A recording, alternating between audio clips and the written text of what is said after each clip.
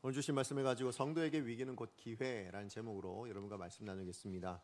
여러분 신앙생활 하시면서 아마 초대교회로 돌아가자라는 이 교훈은 한 번쯤은 다 들어보셨을 거라 생각이 되어집니다. 우리가 지금까지 살펴봤던 말씀에도 보면 사도행전에 나타난 이 처음 교회 모습이 굉장히 아름답고 또 위대하다라고 느껴질 만큼 굉장히 많은 역사들과 많은 일들을 이루어내고 있죠.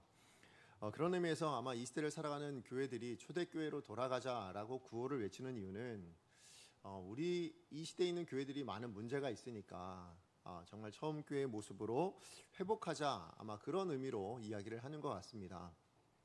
그런데 여러분, 문제 없는 교회가 있을까요? 문제 없는 교회, 이 땅에 문제 없는 교회는 없을 거라 생각이 되어집니다. 그런 의미에서 보면 처음 교회도, 이 초대교회도 돌아가자라고 이야기를 하지만 사실 문제가 없어서 돌아가자라는 말은 아닙니다. 왜냐하면 처음 교회도 우리와 같은 사람들로 이루어져 있기 때문에 분명히 문제가 있었다라는 것이죠.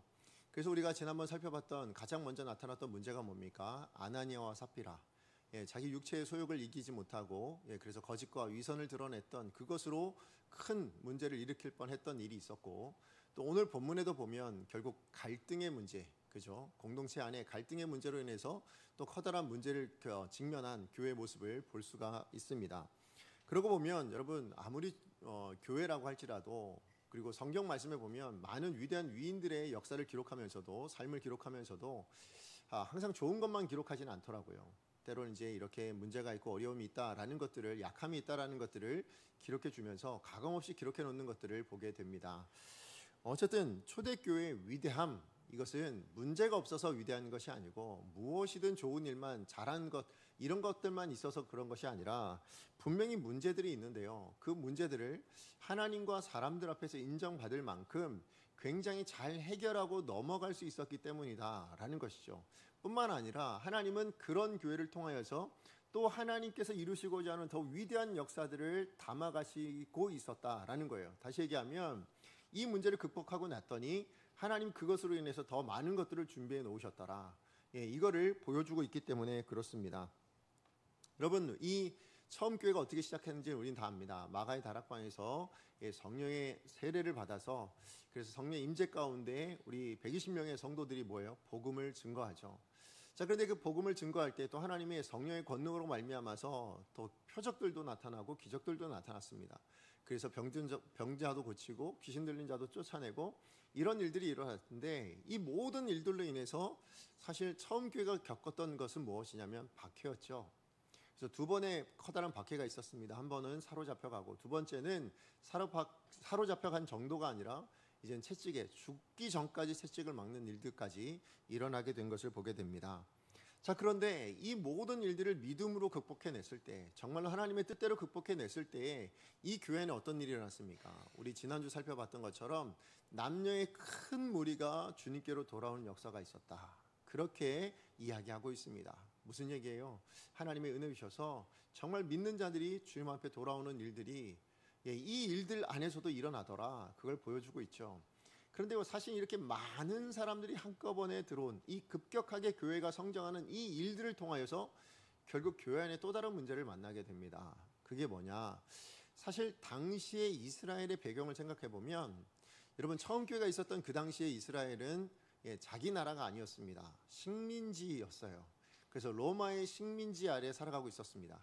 그러다 보니까 이 이스라엘 백성들 안에도 로마의 이렇게 편에 들어서, 우리로 얘기하면 뭐예요? 친일파와 같은 그런 사람들이 있었어요. 그래서 뭐냐면 세리들, 특히 그래서 로마에서 요구하는 세금보다 더 과중한 세금들을 매겨서, 그래서 그 세금을 받아가지고는 자기 거 좀 챙기고 나머지는 로마로 갖다 주는 이런 일들을 하는 사람들이 많았어요. 그러다 보니 그 나라의 살림이 괜찮았을까요?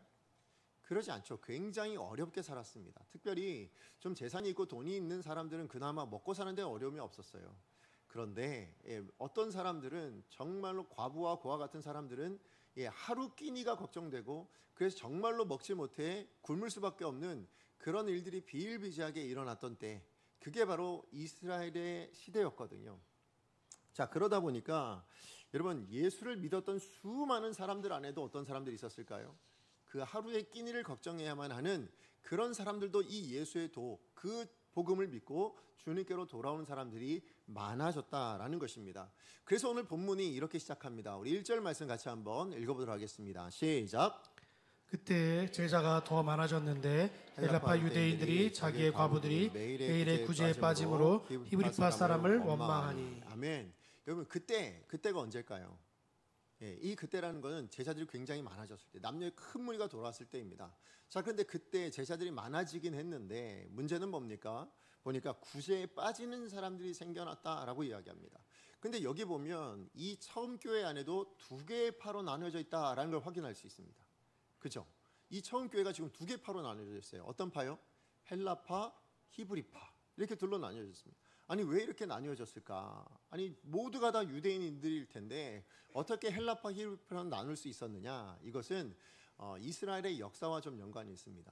우리가 알듯이 처음 이스라엘 구약 시대의 이스라엘은요, 이스라엘이란 나라가 있었는데 솔로몬 때까지는 하나였어요. 그런데 그 솔로몬의 아들이었던 르호보암 시대부터 어떻게 되냐면 둘로 나뉩니다. 그래서 북왕국 이스라엘, 남왕국 이스라엘 이렇게 나뉘어요. 그런데 그 이스라엘도 얼마 가지 못해서 주전, 그러니까 BC 722년에 북왕국 이스라엘부터 어떻게 되냐면 아수르라는 대국에 의해서 나라가 멸망을 당합니다. 그래서 그 나라가 없어져요.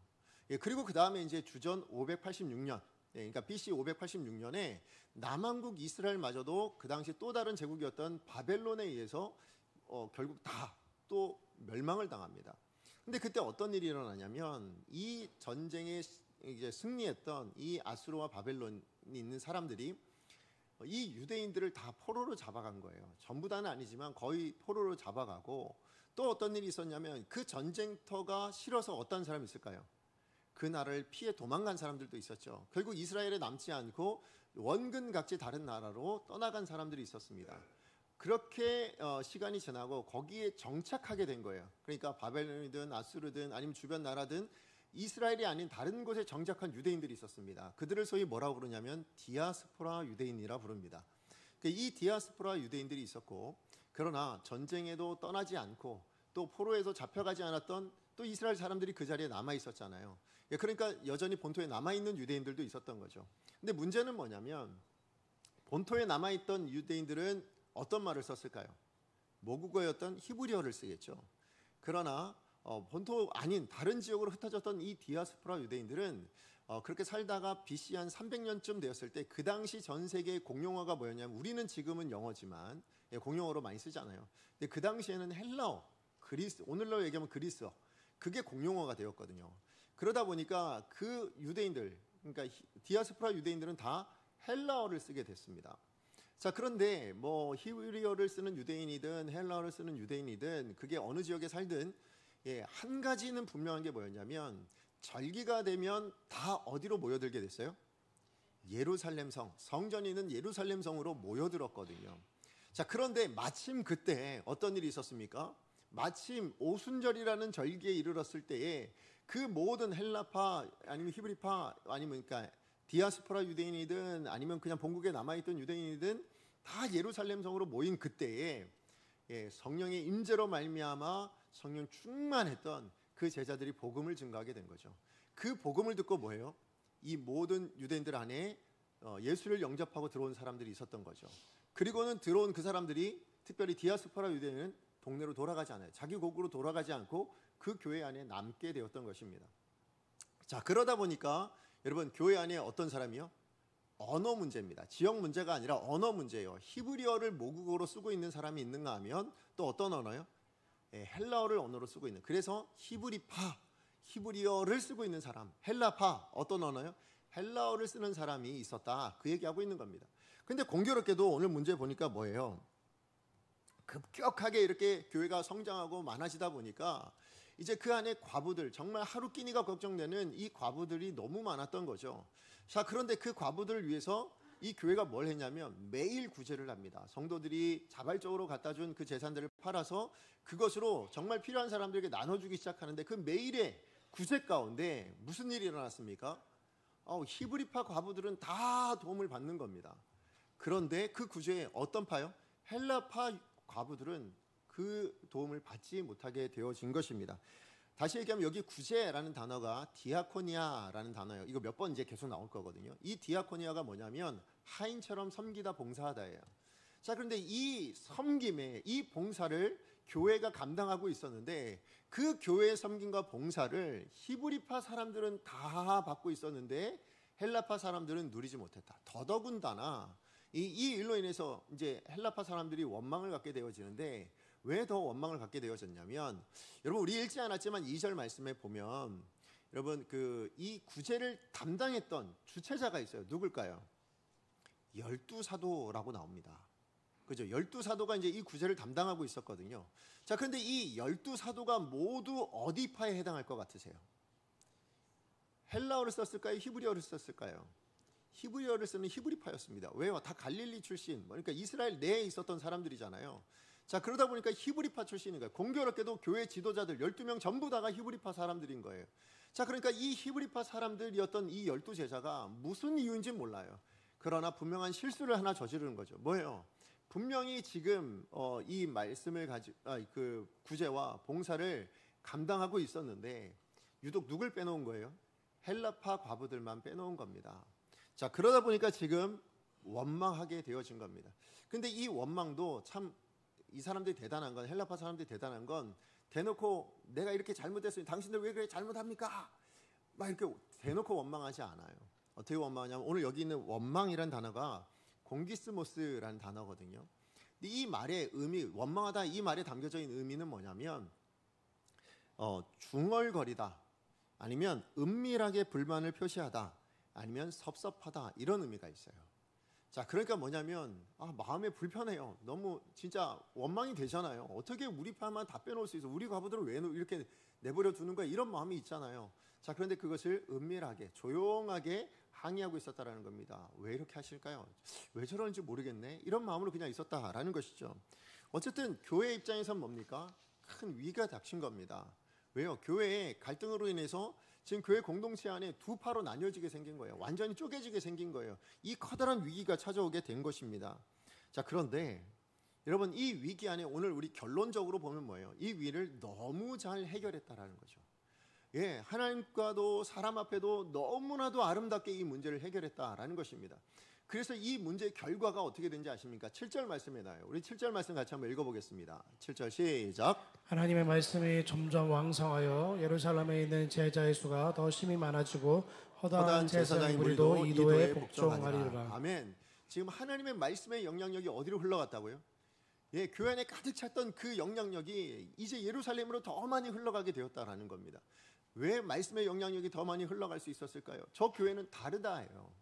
저들이 말하고 이야기하고 있는 그 복음대로 이 문제들까지도 세상에 뭐예요? 이 갈등들이 일어나면 쪼개지고 나뉘어지는 일들이 비일비재한데, 서로 싸우는 일들이 비일비재한데 저 교회는 그러지 않더라는 겁니다.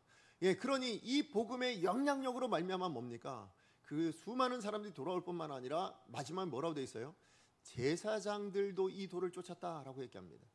여러분, 제사장들도 이 도를 쫓았다라는 말을 우리는 좀 무겁게 여겨야 돼요. 무슨 얘기냐면 제사장이 도를 쫓았다는 게 제사장들도 예수 믿었구나, 그냥 그렇게만 이해하고 넘어가시면 안 됩니다. 여러분, 제사장이 뭐 하는 사람이었어요? 성전에서 제사 드리는 사람들이에요. 그죠? 그들은 유대교로 인해서 뭐 하는 사람들이에요? 먹고 사는 사람이에요. 다른 얘기하면 목회자잖아요. 그죠? 목회자인데 다른 종교의 목회자인 거예요. 그렇잖아요? 자, 그러니까 유대교를 떠나면 뭐가 없어지는 거예요? 삶의 터전이 없어지는 거예요. 그렇잖아요. 어디서 이제 먹을 것이 나오겠습니까? 어디서 이렇게 사례나 이런 것들이 나오겠어요? 없어요. 자, 그러니까 지금 제사장들이 이 도를 쫓았다라는 얘기는 얼마나 커다란 결단을 내렸는지 모르죠.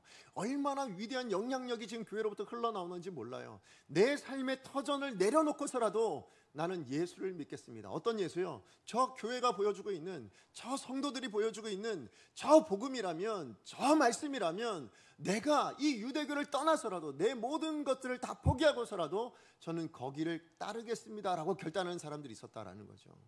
그러니까 이 처음교회에 일어났던 이 문제가요, 얼마나 아름답게 해결되어졌으면 제사장들마저도 내가 예수를 믿겠습니다, 저들이 말하는 그 복음을, 말씀을 내가 따라가겠습니다 하는 사람들이 일어났다라고 말씀하는 거죠.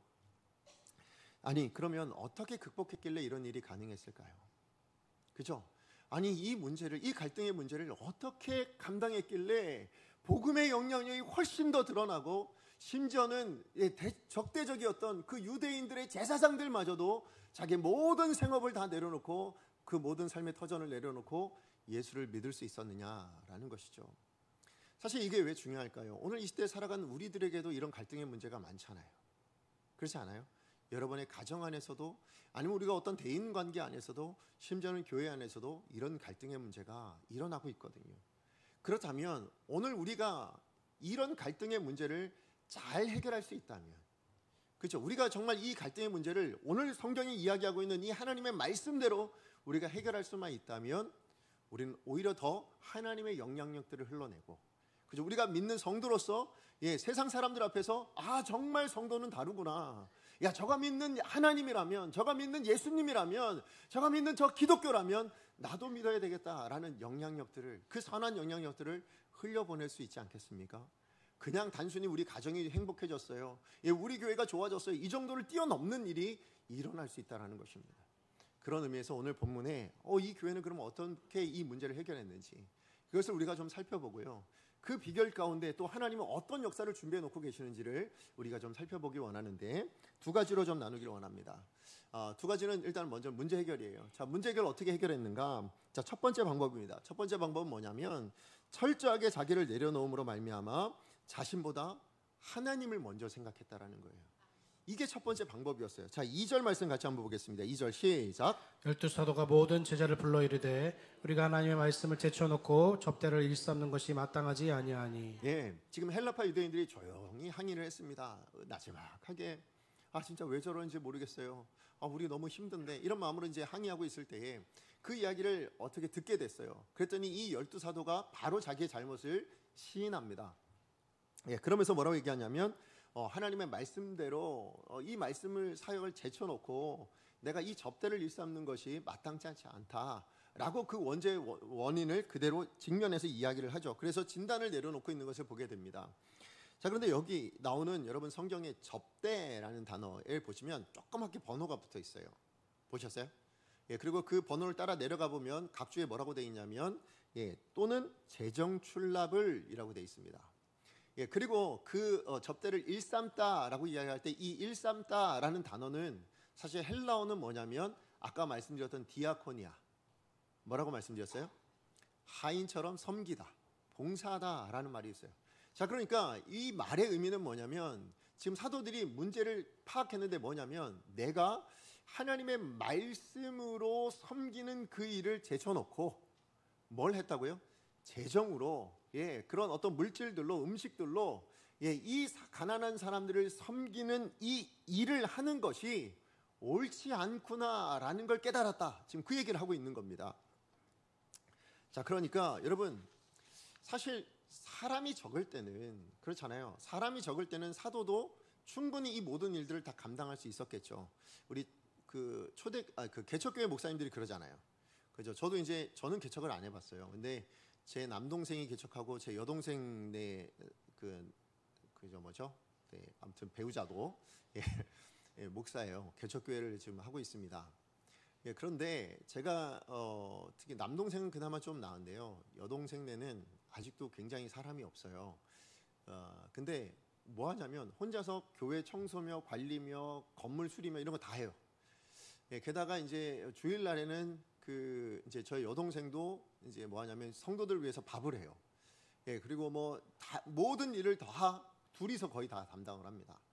왜요? 인원이 없으니까. 그러니까 누구라도 해야 되니까 그 일들을 감당하죠. 그러니까 목사라도 말씀 전하고 뿐만 아니라 교회를 돌보고 하는 일들을 얼마든지 할 수 있는 거예요.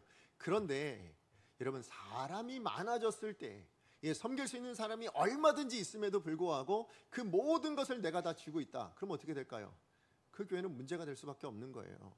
어떻게 교회가 돌아가겠습니까? 재정이든 아니면 섬기는 어떤 일이든 교회를 돌보는 일이든 그 모든 것을 다 감당하게 된다면 말씀은 언제 준비할 거예요? 그죠? 그렇게 결국 여러분 사도들도 자기의 한계를 인정하게 됩니다. 아무리 성령의 권능을 가졌고 아무리 그래서 대사도다 이렇게 말한다 할지라도 나도 정말 한계를 가진 인간이다라는 걸 인정하게 돼요. 그리고는 하나님께서 자기들에게 맡겨주신 사역인 말씀과 기도하는 것 외에 다른 사역들은 뭐 하기로 한 거예요? 하나님께서 또 세우실 그 다른 사람에게 맡기기로 결정한 거예요. 그게 7 집사를 세우는 오늘 본문의 이야기이거든요. 결국 여러분 이 처음 교회 안에 드디어 뭐가 생긴 거예요? 조직이 생긴 겁니다. 이제 시스템이라는 것이 갖춰지게 된 거예요. 예, 맞아요. 여러분 교회 안에 조직과 시스템은 여러분 불필요한 게 아닙니다. 그죠? 반드시 조직과 시스템은 있어야 합니다. 왜요? 특히 교회가 커지면 커질수록 이 조직과 시스템이 있어야 세워질 수 있어요. 뼈대와처럼 세워질 수 있는 거예요. 만약에 이 조직과 시스템이 없다면 교회는 중구난방이 될 수밖에 없거든요. 예, 그러니까 교회가 커지면 당연히 있을 수밖에 없어요. 예, 그러니까 이 조직과 시스템이 있는 게 문제가 아니에요. 뭐가 문제예요? 이 조직과 시스템을 무슨 목적을 따라 얼마나 건강하게 운영할 수 있느냐, 이게 정말 중요한 문제가 되겠죠.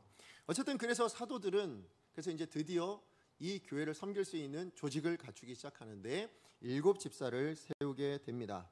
자, 그런데 이 7 집사를 세울 때 이 사도들이 또한 안 한 게 있어요. 뭘 안 했을까요? 자기가 직접 뽑지 않아요. 그죠? 자기들이 뽑지 않고 누구더러 뽑으라고 얘기합니까? 성도들에게 뽑도록 이야기합니다. 무슨 얘기일까요? 예, 사람들을 사람의 뜻대로, 그러니까 아무리 일꾼을 세운다 할지라도 사람의 뜻대로 세우지 않겠다는 겁니다. 자기 의지대로 내 마음대로 교회를 운영해 가지 않겠다는 사도들의 분명한 자기 부인이 있었던 거죠. 예, 자기를 내려놓은 거예요. 내가 아무리 리더십으로 서 있다 할지라도 내가 모든 것을 다 내 뜻대로 하겠다라고 생각하지 않았다라는 것입니다. 그래서 나타난 결과가 뭐냐? 5절에서 6절입니다. 우리 5절에서 6절 같이 한번 읽어보도록 하겠습니다. 시작. 온 무리가 이 말을 기뻐하여 믿음과 성령이 충만한 사람 스데반과 또 빌립과 프로고로와 니가노르와 디몬과 바메나와 유대교에 입교했던 안디옥 사람 니골라를 택하여 사도들 앞에 세우니 사도들이 기도하고 그들에게 안수하니라. 예, 지금 성도들이 그 사도의 뜻을 기쁘게 받습니다. 예, 그리고는 뭐 합니까? 이제 스데반을 비롯한 7 집사를 이제 뽑게 되어져요. 예, 그리고 이제 그 사람들로 뭘 맡겨요? 구제와 섬김, 이런 봉사의 일들을 다 맡겨 드리죠. 자, 그런데 여러분 여기서 놀라운 사실 하나가 있어요. 정말 이 안에 우리가 자칫 놓칠 수 있는 정말 놀라운 사실 하나가 있는데, 그게 뭐냐면 여러분 이 이름들, 여러분 아까 우리 5절 읽었지만 이름이 좀 익숙하세요? 예, 스데반 외에는 잘 모르겠죠. 뭐 빌립까지는 알겠지만 나머지 사람 잘 몰라요. 발음하기도 좀 어려워요. 이유는 왜냐면 이 사람들 이름이 전부 다 헬라파식 이름이에요. 그러니까 헬라식 이름이에요. 여러분 헬라식 이름이라는 의미는 뭘까요? 여기 선출된 7명의 집사가 다 어디파 출신인 거예요? 헬라파 출신 사람들이었다라는 거예요. 그러니까 먼 지역에 살다 보니까 이름을 바꿔 부를 수 있잖아요. 그죠? 우리나라에서야 뭐 이호진 이렇게 부르겠지만 다른 나라 가면 뭐예요? 미국 가면 뭐예요? 뭐 다른 말, 이 요셉, 뭐 여러 가지 할 수 있잖아요. 예, 뭐 다니엘, 뭐 바꿀 수 있어요. 예, 그렇게 바꿔냈던 것처럼 이 사람들도 그렇게 헬라식으로 이름이 바뀐 거였거든요. 자, 그러니까 우리가 여기서 알 수 있는 건 뭐냐면 아까 제가 설명드렸지만 여러분 그 헬라파 유대인하고 히브리파 유대인하고 둘이 있는데요. 그 중에 어느 파가 더 다수였을 것 같으세요? 그 교회 안에. 히브리파가 절대 다수겠죠. 왜 그럴까요? 히브리파는 그 지역 살던 사람들이에요. 근데 나머지 사람들은 다 뭐예요? 다른 지역에 살다가 다른 나라 살다가 명절돼서 온 사람들이에요. 그죠? 그러니까 지금 사실 처음 교회 안에는 히브리파가 절대 다수였단 말이죠. 심지어 12 사도들도 다 히브리파일 만큼 그 히브리파가 절대 다수였어요. 그런데 그렇게 그 사람들이 함께 모여서 뽑아냈던 7명의 집사, 얼마나 많은 사람들이 추천했겠어요. 이 사람도 성령과 지혜가 충만하고 저 사람도 성령과 지혜가 충만하고 이 사람도 괜찮습니다. 저 사람도 괜찮습니다. 근데 그래서 그 사람들을 투표했단 말이에요. 그렇게 투표했는데 전부 누가 나왔다고요? 헬라파 사람들이 됐다라는 거예요. 다시 얘기하면 히브리파 사람들이 다 어떻게 한 거예요? 다 그 헬라파 사람들에게 표를 몰아준 거죠. 그죠? 그 사람들 다 몰아주게 되었다라는 것입니다. 그것도 어떻게 해요? 기쁜 마음으로 기꺼이 그렇게 했다라는 거예요. 예, 그렇게 해서 뽑힌 사람이 7명의 헬라파 집사였다라고 말씀하는 거죠. 사실 우리도 여러분 우리 투표 같은 거 하잖아요. 그럼 대부분 우리 투표할 때 뭘 많이 보십니까? 저 사람이 정말 어떤 일을 잘하겠다. 요즘은 좀 그러지만 예전엔 다 뭐였어요? 혈연, 지연, 학연, 하다못해 뭐 나한테 조금이라도 유익할 만한 어떤 그런 사람들을 뽑지. 정말 저 사람이 나라에 정말 일을 잘할 사람이고 저 사람은 뭐 어떤 거에 맡겨놓으면 정말 잘할 사람이야, 이런 것들로 잘 뽑지 않았었단 말이죠. 교회 안에서도 여러분 직분자 뽑을 때 사실 많은 사람들이 아니면 자기 뜻에 맞는 사람, 이런 사람들을 어떻게 해서든 그 자리에 놓으려고 그렇게 뽑는 일들이 비일비재했었단 말이죠. 자, 그런데 지금 처음 교회 성도들은요, 특별히 이 히브리파 사람들이 얼마나 위대합니까? 지금 이 사람들은 뭐예요? 내가 원하는 사람, 나한테 유익한 사람을 뽑는 것이 아니라 정말로 하나님 기준에 하나님의 사역을 제대로 감당할 수 있는 사람이 누구이겠는가를 기준으로 뭐 한 거예요? 사람을 뽑았다라는 것이죠. 사실 여러분, 히브리파 사람들 입장에서는 전부 다가 헬라파 사람들이 된다면 자칫 반대의 일이 일어날 수 있지 않겠어라는 염려가 있지 않을까요? 그죠? 그렇잖아요. 자칫 반대해서 히브리파 사람들을 또 이제 그 구제에서 빼놓는 이런 일들이 일어날까 싶어서 보통 우리가 생각하면 상식적으로 뭐예요? 반반 하자, 뭐 이렇게 생각할 수 있지 않겠어요? 그런데 지금 전혀 그러지 않은 거예요. 무슨 얘기냐면 누가 하나님의 사역을 제대로 감당하겠는가가 목적이지, 나한테 어떻게 하겠고 내가 얼마나 유익이 되겠느냐, 내 뜻에, 내 학별에, 내 뭐 혈연에 맞는 사람, 그런 사람을 뽑는다라고 하지 않았다라는 것이죠. 근데 여러분, 이후에 나온 성경 말씀을 보면 이 뽑힌 7명의 헬라파 집사님들, 이 집사님들을 통해서 여러분 교회사의 획기적인 역사를 만들어 갑니다. 무슨 얘기냐면 이 사람들 통해서 복음이요, 여러분 넘어가요. 예루살렘을 지나 유다를 지나 사마리아를 지나 땅끝이라는 것을 향하여 넘어가는데 결정적인 역할을 하는, 이 교회사의 가장 위대한 역사의 그 역할을 했던 사람이 바로 이 7지파 안에서 일어나게 되었거든요. 결국 축구로 보자면 우리 뭐라고 얘기할 수 있냐면 이 7지파는 7집사, 이 헬라파 집사들은 어떻게 보면 멋지게 골을 넣는, 그죠? 와, 정말 이 사람들이 대단한 일을 했어, 이 사람들 때문에 대단한 일이 있어. 그러니까 뭐예요? 축구로 보면 스트라이커, 그죠? 그러나 스트라이커만 있다고 골이 들어가나요? 그러지 않죠. 그 옆에서 도와주는 사람들 있잖아요. 어시스트 해주는 사람. 그러니까 지금 누가 그럼 어시스트예요? 누가 도움입니까? 히브리파 사람들이 도움이었던 거예요. 그래서 그것도 특급 도움이었던 거죠. 자기를 철저히 내려놓을 줄 아는, 내가 놓을 수 있지만, 내가 할 수 있지만, 그러나 내가 아니라 하나님의 뜻을 따라, 정말로 하나님의 마음을 따라 자기를 내려놓을 수 있었던 사람들, 그게 바로 히브리파 사람들이었다라는 것이죠. 이렇게 사실 헬라파 사람들의 도우미가 되기로 그렇게 자처했던 히브리파 사람들이 있었기 때문에 뭡니까? 이 아름답게 이 문제들이 해결되어지더라. 그뿐만 아니라 하나님의 위대한 역사가 준비되어 있는 것을 붙들게 되더라. 그걸 보여주고 있다라는 것이죠. 결국 여러분, 많은 그 공동체와 관계 안에 갈등은 왜 일어나게 될까요? 이 갈등의 문제는 왜 일어날까요? 바로 이게 안 돼서 그래요. 내 뜻을 내려놓는 거, 그죠? 나의 뜻을 추구하고 내가 원하는 것만 추구하다 보면 이 갈등은 자연스럽게 일어날 수밖에 없는 거죠. 그러니까 내 뜻과 내 욕심, 이런 것들을 앞세운 그것들 때문에 뭐예요?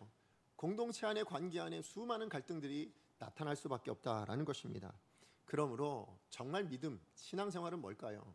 정말 하나님 기뻐하시는 그런 신앙의 모습은 뭐냐면, 하나님 앞에서 때로 하나님이 도우미가 되라 하면 뭐 하는 거예요? 도우미의 자리에 가 있는 거죠. 하나님이 지금 내가 도우미가 되라 하시는구나. 그럼 뭐예요? 내가 아무리 하고 싶어도 뭡니까? 내려놓을 수 있어야 되는 거예요. 그리고 도와주는 겁니다.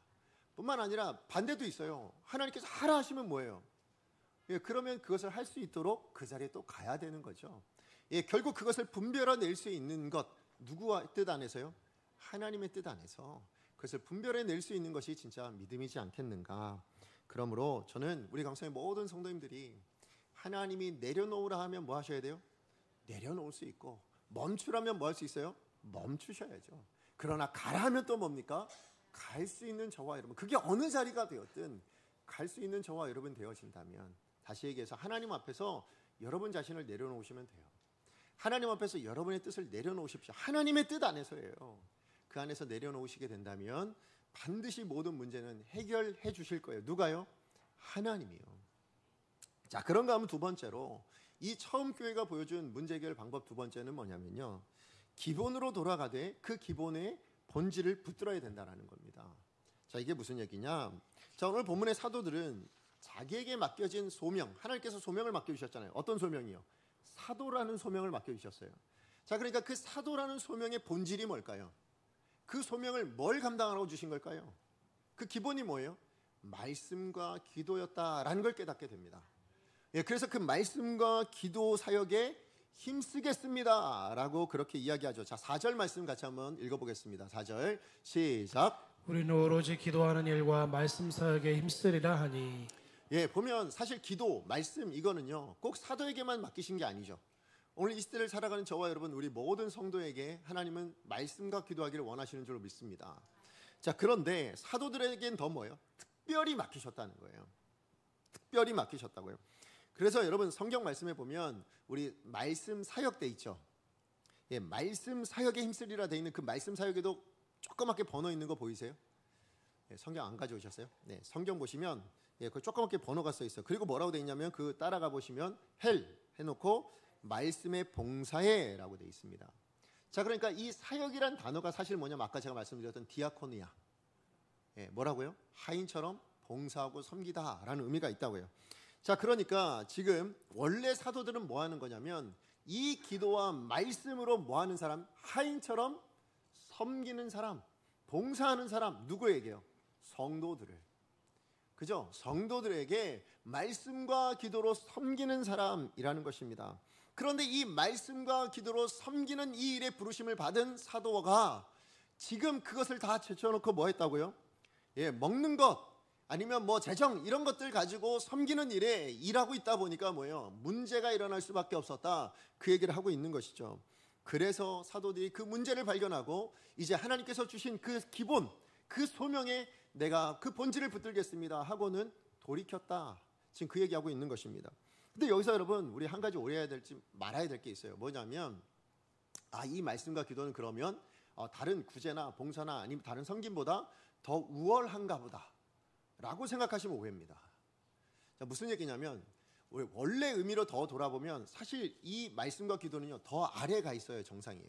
물론 다 똑같지만 조금 더 의미적으로는 그래요. 무슨 얘기냐면 여러분 이 말씀과 기도를 왜 사도들에게 맡기셨냐면 이 말씀과 기도를 바르게 가르쳤을 때에 이 성도들이 바르게 뭐 할 수 있을까요? 구제하고 봉사하고 섬길 수 있다는 거예요. 그러니까 여러분 이 바른 구제와 바른 섬김과 바른 봉사를 위해서는 무엇이 선행되어야 된다고요? 바른 말씀과 기도에 대한 그것이 있어야 된다는 거예요.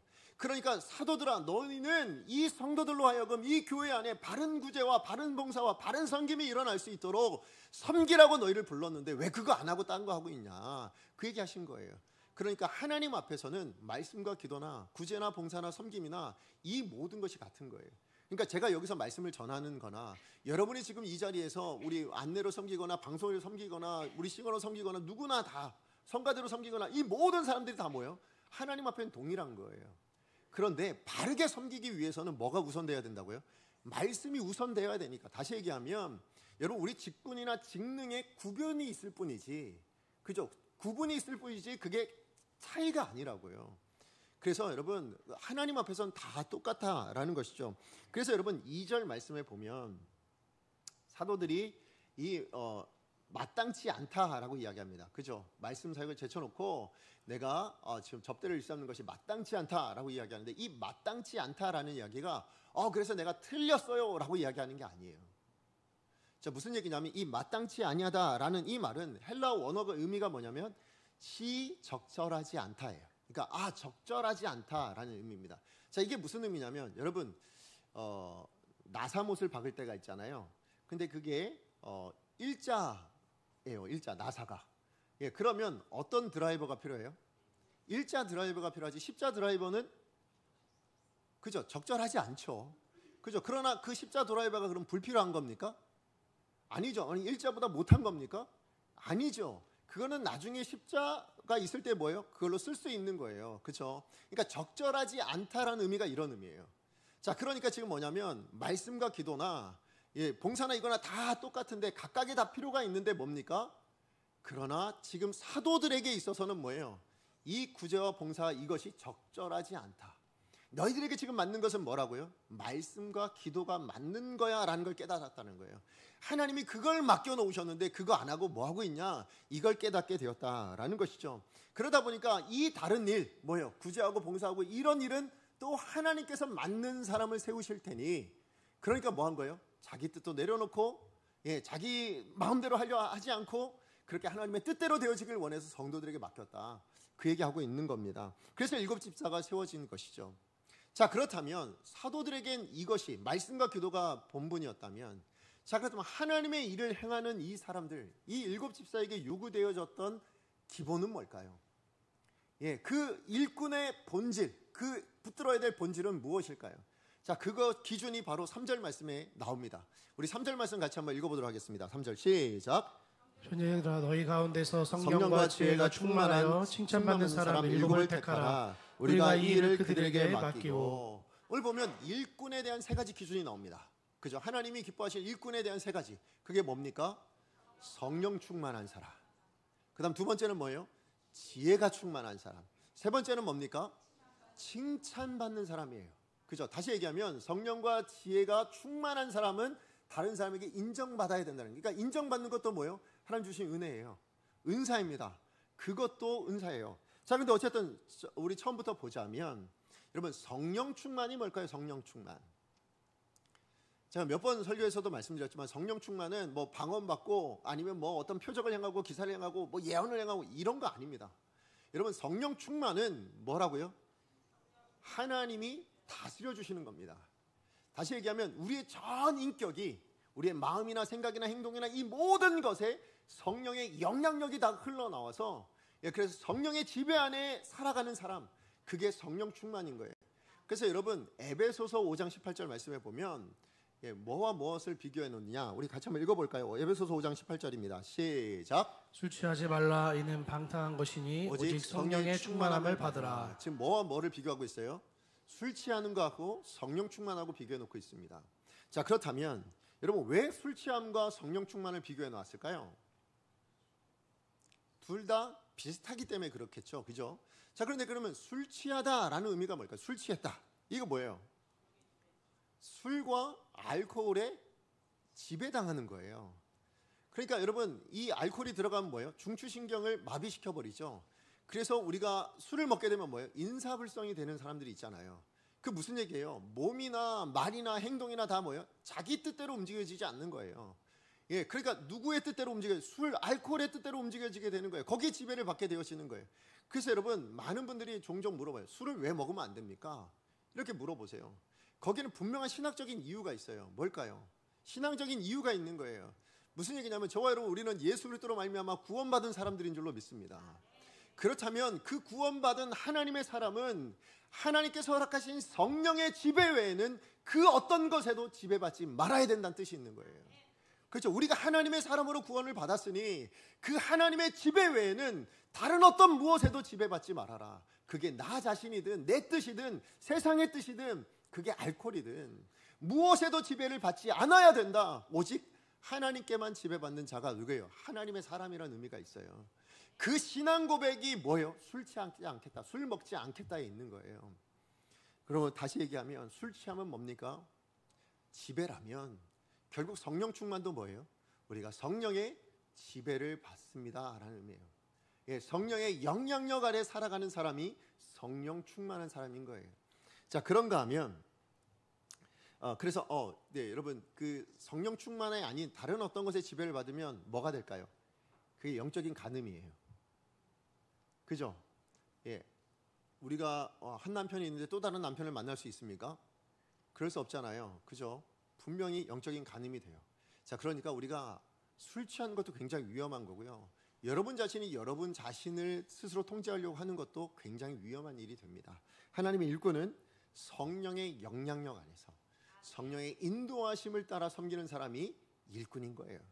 자, 그런가 하면 두 번째로 오늘 나오는 지혜의 충만은 뭘까요? 지혜의 충만. 이거는 지혜가 뭔지를 먼저 생각해야죠. 지혜가 뭘까요? 합리적인 어떤 판단을 하거나 아니면 뭐 이렇게 적절하게 어떤 사고하거나 아니면 뭐 경험에 의해서 어떤 판단을 내리거나 이런 것들을 지혜. 세상은 그것이 지혜라고 이야기합니다. 그러나 성경은 한 번도 그게 지혜라고 하신 적이 없어요. 여러분 그 솔로몬 그죠? 열왕기상 3장이요. 열왕기 3장에 보면 솔로몬이 1천 번제를 드리잖아요. 예, 그때 1천 번제 드릴 때 하나님이 너무 기쁘셔서 내가 너한테 뭐 해줄까 했더니 솔로몬이 뭘 구합니까? 예, 이제는 다 바르게 대답해 주시네요. 감사합니다. 예, 맞아요. 지혜를 구한 것이 아니라 듣는 마음을 구합니다. 하나님 저에게 듣는 마음을 주십시오라고 구해요. 그런데 그것을 하나님이 뭐라고 얘기합니까? 네가 지혜를 구했으니 라고 이야기하시는 거예요. 그래서 우리가 지혜 구한 줄 알고 있는 거거든요. 결국 하나님이 인정하시는 성경이 말씀하시는 지혜는 뭐라고요? 하나님의 말씀을 듣고 그냥 귀로 듣는 것이 아니라 뭐 해야 된다고요? 듣다라는 말에는 또 뭐가 있어요? 순종한다가 있잖아요. 그거대로 행한다라는 의미가 있잖아요. 자, 그러니까 하나님의 말씀을 듣고 하나님의 말씀대로 행할 수 있는 사람이 뭐 하는 사람이에요? 지혜가 충만한 사람이에요. 다시 얘기하면 이 하나님의 말씀이 어떤 가치가 있는 줄 아는 거죠.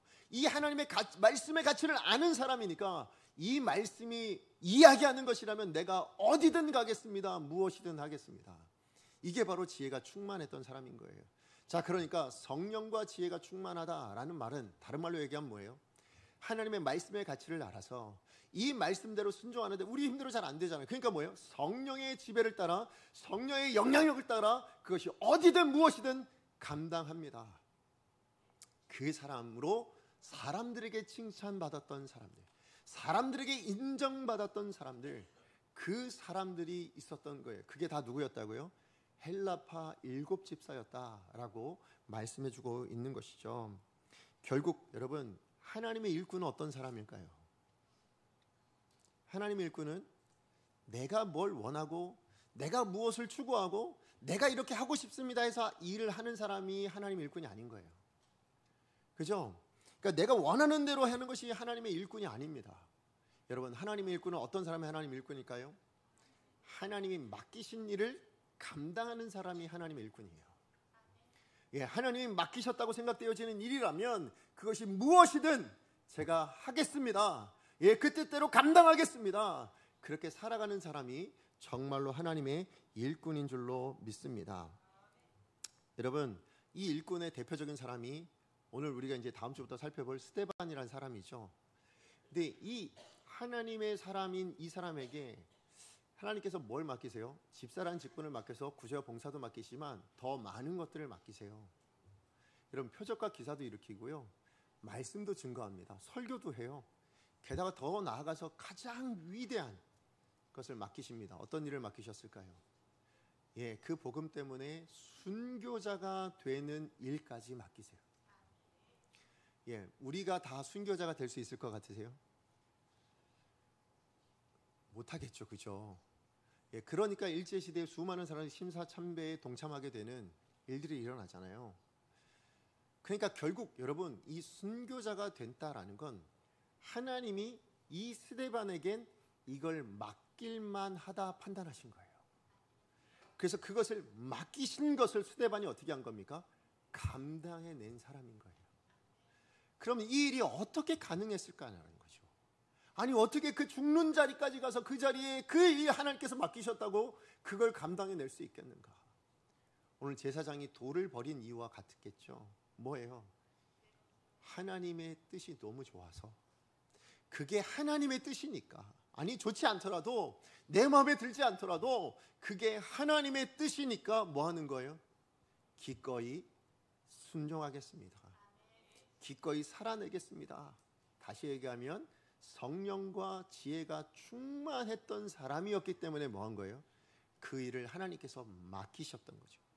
결국 다시 한번 말씀, 하나님의 일꾼의 조건은 뭐라고요? 하나님께서 맡기신 일을 감당하는 사람이 일꾼입니다. 내가 하고 싶은 일을 해서, 교회 안에서 내가 하고 싶어서, 아니면 내가 뭔가 목적을 가지고 해서, 그래서 하나님의 일꾼이라 부르심 받는 건 하나님 편에서 뭐예요? 인정받지 못하는 거예요. 여러분 정말로 하나님이 하라 하는 일을 감당하실 수 있는 여러분 되셔야 돼요. 하나님께서 여러분에게 어떤 마음의 감동을 주실 거예요. 아니면 여러분의 부담을 주실 거예요. 그게 하나님께서 주신 것이라면 여러분 그 일을 감당할 수 있는 저와 여러분 되어야 될 줄로 믿습니다. 그렇게 될 때 여러분 교회가 어떻게 된다고요? 여러분, 교회가 아름다워져요. 예, 교회 안에 다른 문제가 나타나지 않고 오히려 더 아름다워져요. 하나님께서 맡기신 일들은 그래요. 그죠? 하나님께서 우리 가운데 맡기신 일들은 아름답고 건강하고 세워져 가게 하는 데 있어서 뭐 하는 거예요? 그 일들을 맡기십니다. 그러므로 그 일들을 여러분의 눈에 감동하고 주시거나 하신다면 기꺼이 그것을 감당하실 수 있는 저와 여러분 우리가 되어지기를 간절히 소망합니다. 말씀의 결론을 맺습니다. 처음 교회가 갈등을 통해서 큰 위기를 만났어요. 진짜 둘로 쪼개질 만한 그런 위기를 만났습니다. 그런데 사도들과 모든 성도는 뭐예요? 하나님 앞에 자기를 내려놓습니다. 자기의 뜻을 내려놓습니다. 사도부터 시작해서 모든 성도가, 히브리파 성도들 특히 뭐예요? 자기의 그 절대 다수의 힘을 다 내려놓게 되어지죠. 예, 그리고는 뭐합니까? 하나님의 말씀과 뜻대로 하나님의 뜻 안에서 순종하기로 결정을 해요. 그 일로 인해서 교회가 너무나도 아름다운 역사를 만들어냅니다. 그래서 오히려 더 하나님의 말씀의 능력이 세상 가운데로 흘러가고, 예, 믿지 않는 자들도 주님 앞에 돌아오는 역사가 일어나게 되어지고요. 그 결과가 어디로 나타났다고요? 오늘 본문의 5절 말씀에 보면 여러분 그 안디옥 사람 누구죠? 니골라라는 사람이 나오죠. 여러분 이 처음 교회가 이제 6장 이후로 스데반이 핍박당한 이후로 어떻게 돼요? 다 뿔뿔이 흩어져요. 그죠? 다 뿔뿔이 흩어지잖아요. 자, 이 뿔뿔이 다 흩어진 다음에, 예, 그때 이 뿔뿔이 흩어졌던 사람들, 예, 어떤 사람은 뭐 예루살렘 바깥으로 또 다른 나라로 또 다 도망갔을 거잖아요. 그죠? 자, 그러면 이때 이 헬라파 사람들은 다 어디로 갔을까요? 자기 고향으로 돌아갔겠죠. 그러면 이 니골라 사람, 이 안디옥 사람 이 니골라 외에도 안디옥에서 온 사람들이 있었겠죠. 그 사람들 다 어디로 갔을까요? 핍박 때 다 안디옥으로 돌아갔겠죠. 그러니까 여러분 그 안디옥에 누가 있었어요? 우리가 올해 표어로 삼고 있는 안디옥 교회가 세워졌잖아요. 그러니까 그 안디옥 교회는 사도들에 의해서 세워진 교회가 아닙니다. 누가 세웠을까요? 그때 핍박에 도망 나왔던 그 성도들, 그 성도들에 의해서 이 안디옥 교회가 세워집니다. 그리고 이 안디옥 교회를 통하여서 어떤 일이 일어났다고요? 예루살렘 교회는 넘지 못했던, 예, 온 유대와 사마리아와 땅끝에 사마리아까지 머물러 있었던 그 복음이 땅끝을 향하여 가게 만드는 그 전초 기지가 안디옥 교회였다라는 거예요. 그러니까 하나님이 이 기회 뒤에, 이 위기 뒤에 뭘 두신 거예요? 하나님의 이 위대한 역사를 준비해 놓고 계셨더라고요. 결국 여러분 성도에게 다가오는 어떤 위기가 있다면 그건 단순히 위기가 아니에요. 그 위기 다음에 뭐가 있어요? 하나님이 준비해 놓으신 기회가 있는 거예요. 정말 더 풍성한, 더 위대한 하나님의 일들과 뜻을 담아놓은 기회가 준비되어져 있습니다. 네, 이걸 붙잡아야 되는 거예요. 이걸 붙잡지 못하면 뭐예요? 위기는 그냥 위기로 끝나버리고 말 거예요. 그렇다면 어떻게 우리 성도의 이 위기를 기회로 만들어낼 수 있겠는가? 그래서 오늘 본문 안에 나옵니다. 우리의 하나님 앞에서 우리를 내려놓으셔야 합니다. 그리고 하나님의 뜻에 순종할 수 있는 성령과 지혜의 충만함을 가질 때, 그때 우리가 뭐예요? 진짜 이 위기 안에서도 하나님이 예비하신 기회를 담아낼 수 있는 사람, 그걸 붙들어낼 수 있는 그런 우리의 삶이 되어질 줄로 믿습니다.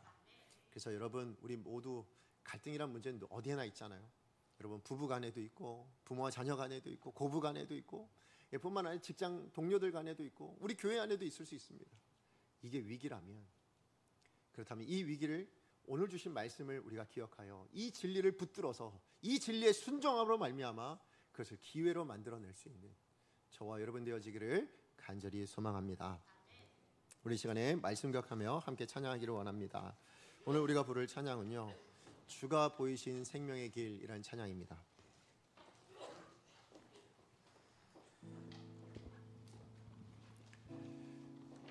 네, 우리 가사를 생각하면서 함께 찬양하겠습니다.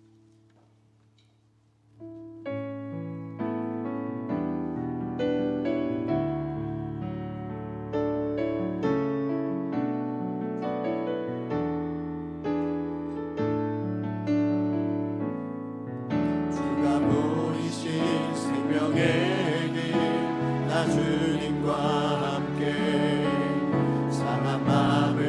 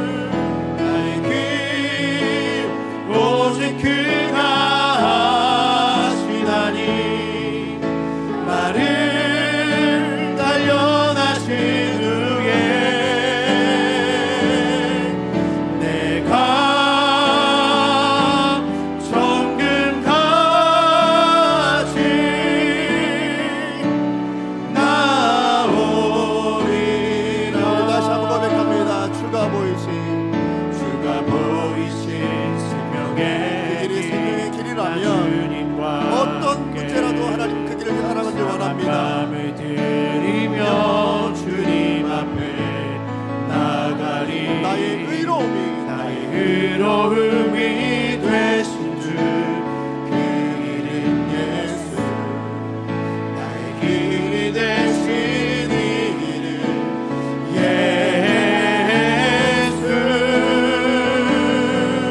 나의 길 오직 그가 하시다니 나를 단련하신 후에 내가 정금같이 다시 한번 나의 길 오직 주님만이 하십니다. 나의 길 오직 그가 하시나니 그 길을 걸어간 자에게 나를 단련하신 정금이 준비되어 있음을 기억하길 원합니다. 내가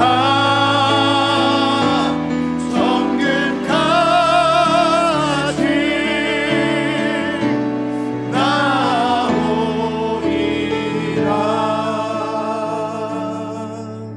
우리 시간에 말씀 기억하며 함께 기도하길 원합니다. 예, 주님이 걸어가신 길이라면 그것이 내게 상처가 되고 내 마음에 들지 않는 길이라 할지라도 기꺼이 걸어갈 수 있는, 나를 내려놓고 오직 그 길을 순종할 수 있는 저와 여러분 되어지길 원합니다. 그러면 오늘 찬양의 가사처럼 우리에게 남아있는 게 뭘까요? 단련되어져 나오는 정금이 되는 역사인 줄로 믿습니다. 하나님 그 기회를 준비해 놓으신 거예요. 오늘 말씀에도 그렇잖아요. 하나님 준비해 놓으신 그 복음이 열방을 향해 나아가는 그 위대한 역사를 하나님께서 준비해 놓으셨는데 우리가 자칫 하나님의 뜻대로 살지 못하고 오늘 주신 이 말씀의 진리를 우리가 기억하지 못한다면 그걸 놓쳐버릴 수 있게 되는 거죠.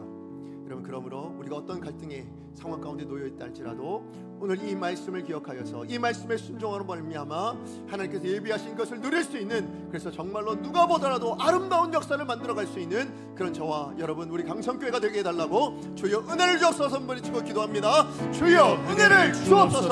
사랑하는 풍성하신 하나님 감사합니다. 오늘도 복된 귀한 주를 통하여 말씀을 허락하시며 아버지 우리가 어떤 상황 속에서도 아버지 주님께 주신 은혜를 바라보며 살아갈 수 있도록 하나님 함께하여 주시옵소서. 아버지 하나님 성도에게 위기는 꼭 기회라고 말씀하셨으므로 아버지 하나님 이 기회를 이 위기를 통하여 하나님의 일하심이 드러나고 하나님의 복음이 드러날 수 있는 우리를 사용하여 주시옵소서. 하나님의 선한 도구로 만들어낼 사용하여 주시옵소서. 하나님의 기쁨의 영광이 되는 우리 모든 사람이 될 수 있도록 하나님 함께하여 주시옵소서. 영광의 도로 수밖에 소망합니다. 성령 하나님 우리를 사용하여 주시옵소서. 성령 하나님 우리를 붙잡아 주시옵소서.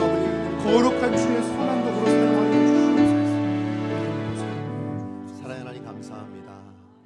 하나님께서 오늘도 우리를 이 예배 자리를 부르시고 하나님의 음성에 귀 기울여 듣는 시간을 허락하여 주셔서 감사합니다.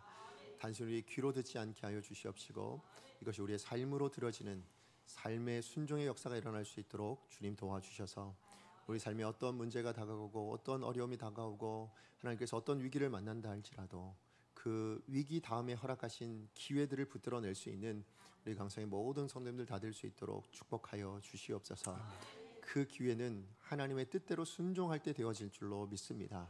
우리 자신을 하나님 앞에 내려놓을 때 가능한 줄로 믿습니다. 그러므로 우리 강성의 모든 성도님들 하나님 앞에 우리 자신을 내려놓고 내 생각과 내 뜻은 내려놓고 하나님 아버지의 말씀과 또 하나님의 그 뜻대로 순종하되 성령과 지혜가 충만하여서 하나님 이 모든 일들을 감당해낼 수 있는, 그래서 이 기회를 붙들어 하나님께 영광 올려드릴 수 있는 복된 우리 성도님들 되고 또 우리 강성교회가 될 수 있게 하여 주시옵소서. 예수님의 이름으로 기도합니다. 아멘. 이제는 우리 주 예수 그리스도의 은혜와 하나님 아버지의 다음이 없는 사랑하심과 성령 하나님의 교통하심과 충만하신 역사하심이 오늘 주신 말씀을 붙들고 내게 다가온 어떤 위기라도 하나님이 그 뒤에 예비하신 기회가 있음을 바라보고 그 기회를 붙들어내기 위하여 하나님 앞에 나를 내려놓고 하나님의 말씀 앞에 절대적으로 순종할 줄 아는 성령과 지혜가 충만한 하나님의 사람 되기로 결단하는 우리 강성교회 모든 성도님들 머리 위에, 가정 위에, 사업장 위에, 그리고 우리 자녀들과 그들의 진로와 비전 위에, 그리고 지금도 열방을 향해 복음을 들고 나아가는 모든 교회와 성도사님들 머리 위에 이제부터 영원까지 함께 있을지어다. 아멘.